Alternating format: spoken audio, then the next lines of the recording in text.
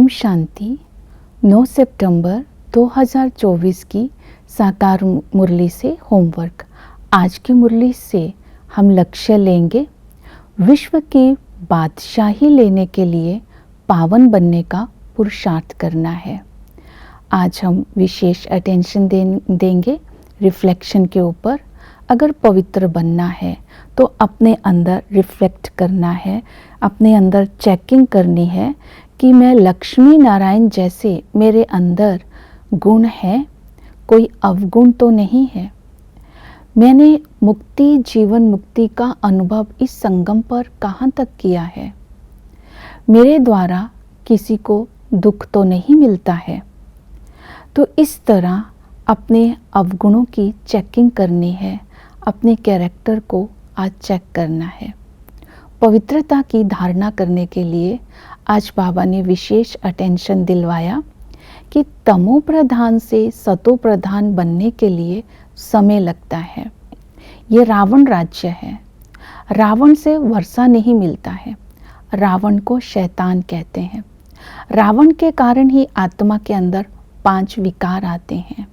तो बाबा आकर के हमें इस समय अपवित्र होने से बचाते हैं, अर्थात हमें जो नॉलेज देते हैं, इस नॉलेज को जब हम स्वयं में धारण करते हैं, प्योरिटी के संस्कार, नॉलेज के संस्कार, तब हमारे अंदर पवित्रता आती है और हम 21 जन्म के लिए अपवित्र होने से बच जाते हैं।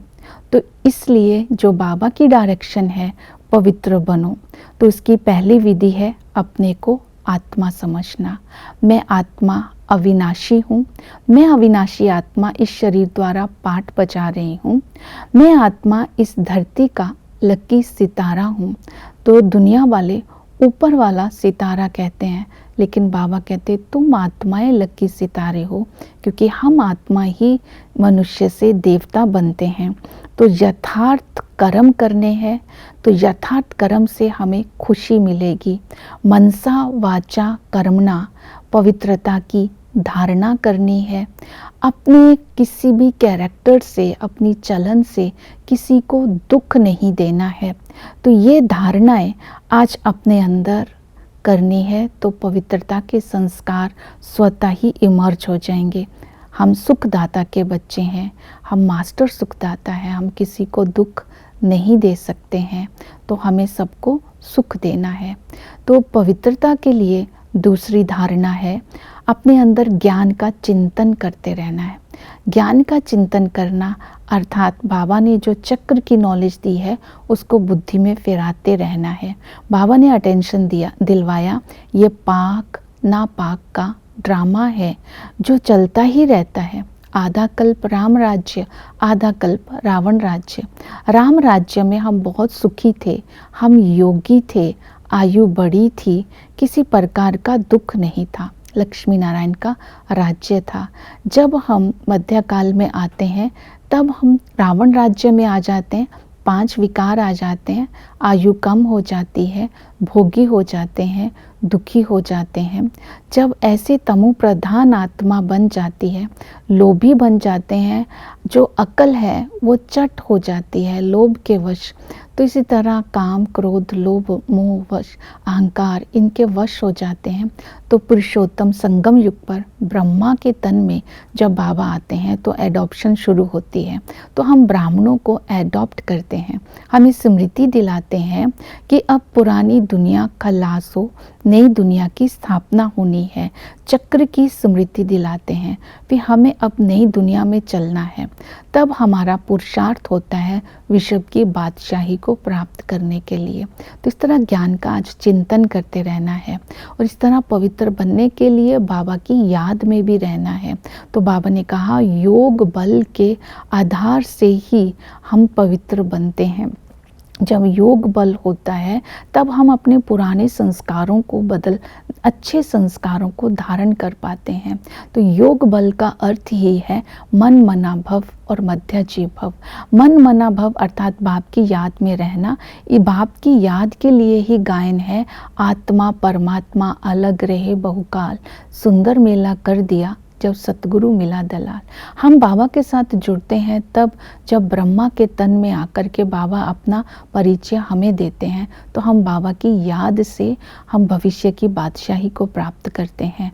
मध्य जीव भव का अर्थ ही है जो मध्य में जीव खड़ा है। हमें लक्ष्मी नारायण जैसा बनना है, अर्थात वर्षे को भी स्मृति में रखना है। और याद करने की विधि है कि बाबा के साथ संबंधों का अनुभव करना। इस संगम पर वो सच्चा पातशाह आकर के हम आत्माओं को सचखंड का मालिक बनाता है, हमें सच्चा बनाता है, हमें बेहद का बादशाही का वर्षा देते हैं। तो ऐसे सच्चे पातशाह को हमें याद करना है और वही टीचर बनकर के ऐसी पढ़ाई पढ़ाते हैं जिस पढ़ाई से 21 जन्म के लिए हम विश्व की बादशाही को प्राप्त करते हैं। इस पढ़ाई को जब हम पढ़ते हैं तो बाबा ने कहा सतयुग में जब आप चले जाते हो, तब जब राजाई के संस्कार इमर्ज होते हैं तो पढ़ाई के संस्कार मर्ज हो जाते हैं।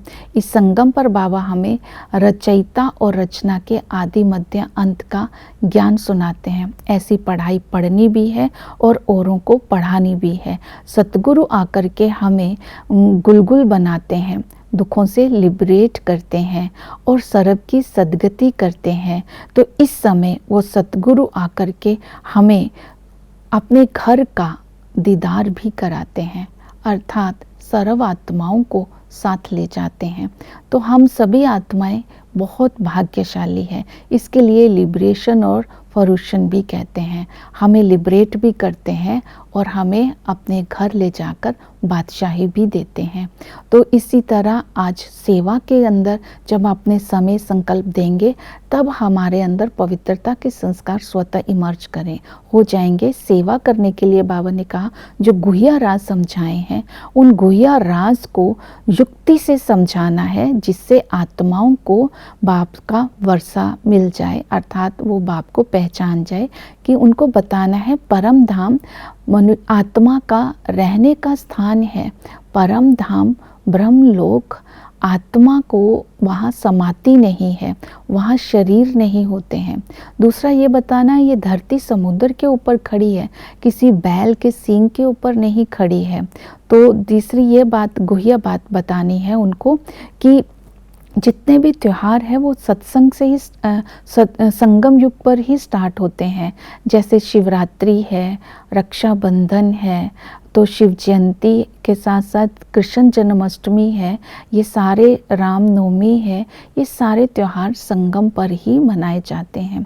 तो उनको बाप का परिचय भी देना है, चक्कर का परिचय भी देना है। तो इस तरह ज्ञान युक्त होकर के सेवा भी करनी है, पवित्रता की धारणा भी करनी है, याद में रहना है, तब हम सचखंड के मालिक बन सकते हैं। ओम शांति।